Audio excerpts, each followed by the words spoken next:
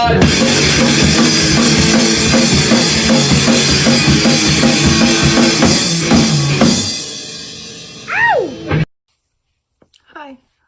I'm Nix, and I'm here to review the documentary Bedlam for you.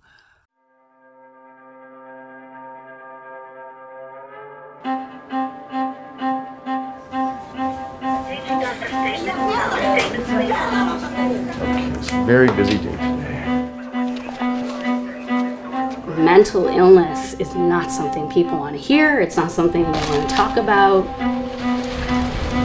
I'm calling from LAC USC. I was calling because we have a patient here. She's here in our psych ER. The state of mental illness in this country is beyond the trite notion of crisis. It's at a point of comedic absurdity. The number of people that we've just completely given up on is just staggering. A lot of people down here suffer from mental health issues, and that's why they're down here. You know, I suffer from it, and these people suffer from it, and there ain't no help nowhere. It's just sad. We have historically not fought for people with mental illness. When people are rising up and saying, we are sick and tired of our families being thrown away. No justice! As long as doctors tolerate these working conditions and the outside world won't know what's going on, then nothing will ever get better. The definition of insanity is repeating the same thing over and over and expecting different results. The way we treat mentally ill in this country is insane. I'm afraid that's the system.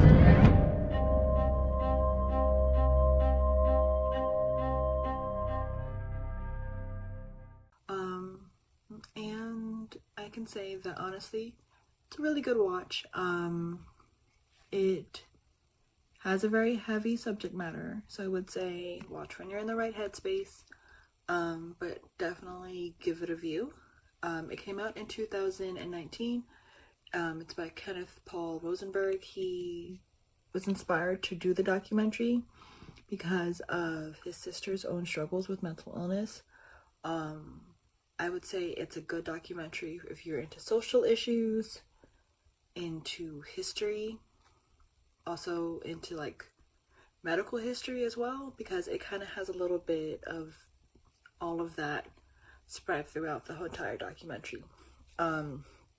It does start off with the information about the backstory of institutions, asylums, and how they kind of have that horrific past of like mistreatment of patients, and how we kind of got to the point where there aren't many state institutions in existence right now, because after 1950 they kind of fell off due to federal legislation that no longer required the mental community health service to be a thing, and how that affected so many people. Like, I would say, at least from my feelings from the documentary, that a good generation of people who were suffering from mental illness were lost because they were no longer receiving care.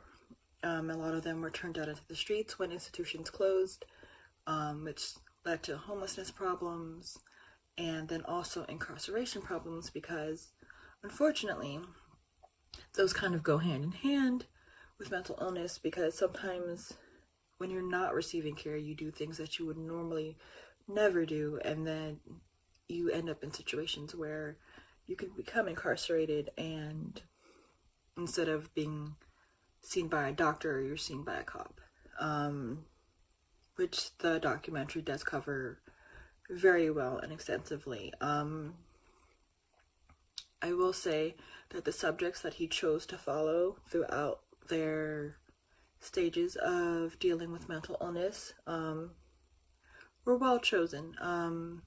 It was a variety of people from a variety of different backgrounds, and I will not post a spoiler, but a variety of different outcomes towards the end of the documentary.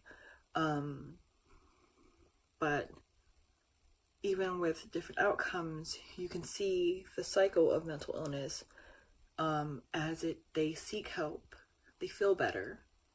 Sometimes they stop their medications, or sometimes they no longer feel that they need to do the same things they do to get to the point of feeling better, and they could backslide, and sometimes they need help again. Now, I will say one of the subjects from the documentary, in her growth through the documentary, she was able to even recognize, like, hey, I may have gone off my medication, but also right now I don't feel safe, and that I need to go in. And honestly, for anyone who's dealt with mental illness or has family members who've dealt with mental illness, seeing yourself and then knowing that, hey, this is not okay, I need help, and being able to verbalize that and to take yourself in willingly is a big step, and I applaud her for that. The documentary was well edited, and the different aspects that are shown to you throughout it are amazing. Even as myself, a Black woman who deals with mental illness, seeing a Black family dealing with a family member that deals with mental illness, especially a serious illness such as like schizophrenia, which I don't normally deal with, but seeing someone who is dealing with that and then has the support of their family, beyond just, praying for them, it was refreshing to see, especially in a documentary that is so well funded. To be frank, well funded, and not like some weird Hollywood feel-goody type thing. The family that they did follow for that was Patrice Cullors, one of the co-founders of Black Lives Matter, and how she expressed why this made her want to do more work for Black Lives Matter and the need for it because of her own brother's struggle with mental illness and the fact that the cops treated him horribly and physically harmed him in a way that was both traumatic mentally but traumatic physically as well, says a lot. And honestly, as someone who's also been on the other end of that and seen what can happen and transpire between police and those with mental illness, I fully understand, and I definitely agree with her that reform needs to be a thing. But it also focuses on the cycle of, for those that don't have the support, they either are turned out of hospitals because hospitals do not have enough resources or beds or the time and staff to deal with those that are mentally ill.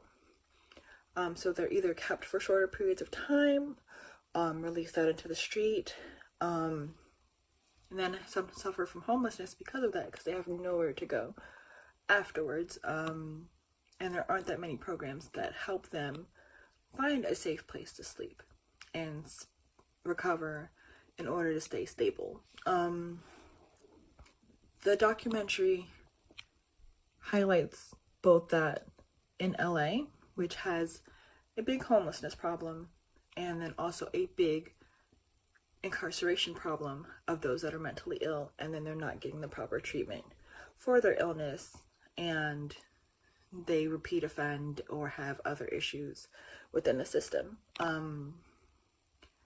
The overall vibe, I would say, for the documentary is that mental illness should be destigmatized, number one, so that people can have the option of seeking help. The other main theme I got from the documentary was that helping the mentally ill is not just a family thing or a personal thing, it's a societal thing. And with him showing the history of, like, yes, institutions were horrible prior to 1970s and stuff, but some of the aspects of them, of a safe place for mentally ill people to go and get treatment, can have some merit if done right in society now. Like, if instead of putting them in jail, getting them proper treatment, resources, and community help to be healthy and happy and safe is better than putting them in jail where they're with violent offenders and they're not really fully medicated and they're not being taken care of in the right way. Then we're kind of doing a disservice to them by either putting them in jail or leaving them on the street to fend for themselves.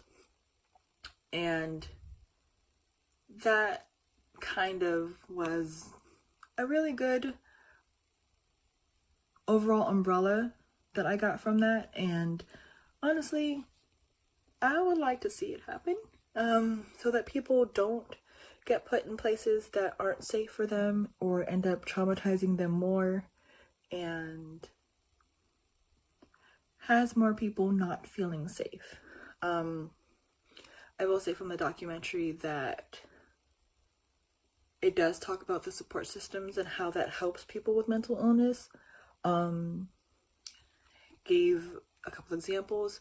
One subject had their family, I would say at least 3 out of 4 subjects had family support wanting them to be okay and better. One person only had their social worker, which I would say kind of gave them a disadvantage because there was no one else in their corner rooting for them. Now, they've had run-ins with the police prior to this, and then they were finally clean, looking forward to getting into housing, which is a big problem with some of those that are mentally ill, because sometimes it's hard to hold down jobs, and sometimes it's hard to even get a job in the first place or focus on school and stuff. So he finally got into housing, but with no support system and no like consistent help, he ended up repeat offending and then technically losing his housing status. And it seems unfair. And yes, I know there are rules and structures and blah blah blah blah. I know that, but when you already have so many cards stacked against you, and then you lose everything all over again, how, if you're mentally ill, that kind of messes with you in a way that like keeps giving you more hopelessness. And I feel like from the documentary that if we can erase some of the stigma that's associated with mental illness, then we can start helping people heal so that they can be better people. One of the subjects had said how she wished she could do school and wish she had a degree and hopes to have a family and stable relationships, and you can't do that without support. And sometimes with mental illness, it's really hard to do a lot of those steps, and either like making meaningful connections and having people not fully understand what your diagnosis is from, or not having employers understand what your diagnosis is. It doesn't make you a bad person having a mental illness. It doesn't make you an unreliable person having a mental illness. When you are properly treated, cared for, and supported, it's a little bit easier to get through the day-to-day. But when you think about those that are not treated and not supported by either family, friends, or even just society, it's baffling sometimes how they get through the day-to-day. And that document, and I will say this documentary definitely shines a light on that, because how can we hope for people to feel better and stay safe if we are not supporting them? And the fact that there were programs in the past that helped support people with mental illness so that they felt better and they can do better, and these are no longer, is kind of baffling. Even with Miss Patrice Coles, who works for Black Lives Matter, her section of the documentary with her brother talking about how the LA County wanted to make a whole jail that was like billions and billions of dollars, and that billions of dollars could go to community funding, at least helping the local hospital that was nearby have better psych evaluations and psych space. Because honestly, a lot of hospitals do not have a lot of psych spaces. And especially like even during the holiday seasons, a lot of people are either not admitted or not helped because there is not enough space. There's not enough hands on deck. There's not a lot of safe spaces for them to go and get help, either inpatient or outpatient. So instead of spending billions of dollars on a new jail, why don't we as a society spend maybe half of that on outreach programs, understanding, therapy options, and even affordable housing for those that are on the street and don't have a place to go, but aren't violent and definitely could use our help as normal human to human relations can go. The documentary also touched on families who work with NAMI, which is the National Alliance for the Mentally Ill, and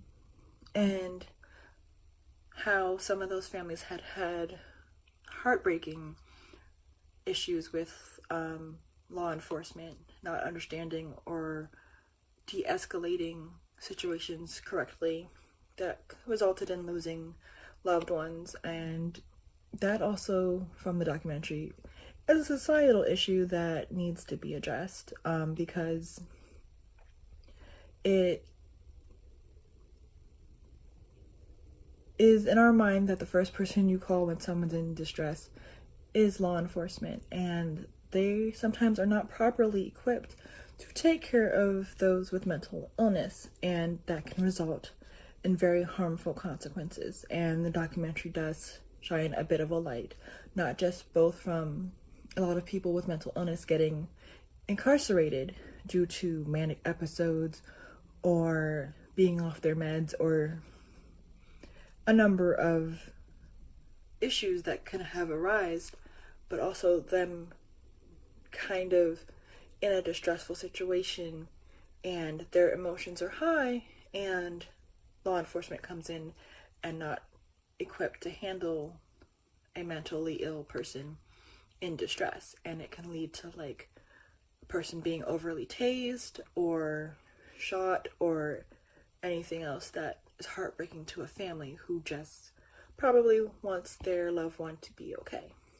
And in order to be okay, they need that support. And not only do they need that support as the person going through mental illness, but the people who love them need that support too, which is also part of the destigmatization process of not making people feel bad for being mentally ill for whatever diagnosis code you may have. Like, you can be like, my aunt has this and our family loves them and no one looks down at you. That should be the ideal, and I'm hoping we get there one day. But I'm also hoping that if you have the time, which is about an hour and 24 minutes, give or take, if you take snack breaks or whatever, that you give Bedlam a watch. Both from this social justice standpoint, from the mental health standpoint, and, just from the history buff standpoint, if you just like history. The documentary was really greatly made, and for the subject matter, very enjoyable. And a little asterisk in my review, I appreciate this documentary also starting out to have the conversation about those with mental illness that are children. You don't normally see things with this subject matter talk about mental illness from the from the children's standpoint. I appreciate the documentary for doing that, and doing it in a nice way, especially seeing like that they do focus on the medical aspect of it, especially since some mental illnesses can present earlier, and the earlier you are diagnosed, the earlier you can get help, and with the proper supports, medication, and whatnot, you can have more hope moving forward. And for the subject that they followed for that, I wish her the best. And it was nice to see that part of the mental health community and diagnoses and stuff being presented in a respectful and very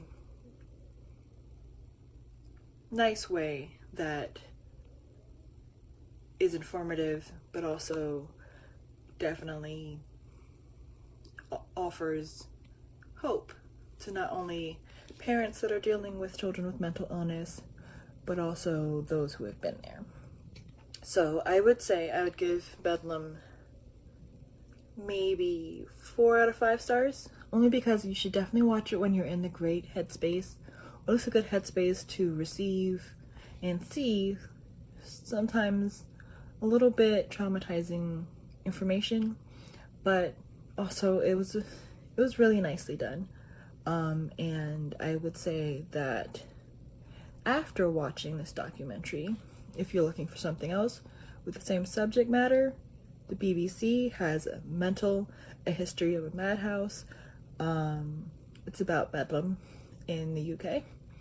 And then also Patrice Coles has her own docuseries, which kind of crosses over with the filming from Bedlam, with her docuseries Resist, which is on YouTube. So you can check that out since you're already watching our YouTube video. You know, just go over there. And it crosses over with the filming from Bedlam. So, you know, just watch both, one after another, and, you know, have a good, informative movie night.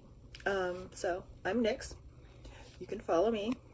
Hit like and subscribe on, you know, whichever part of the video that pops up for you, and hope you enjoy it when you do get a chance to watch it.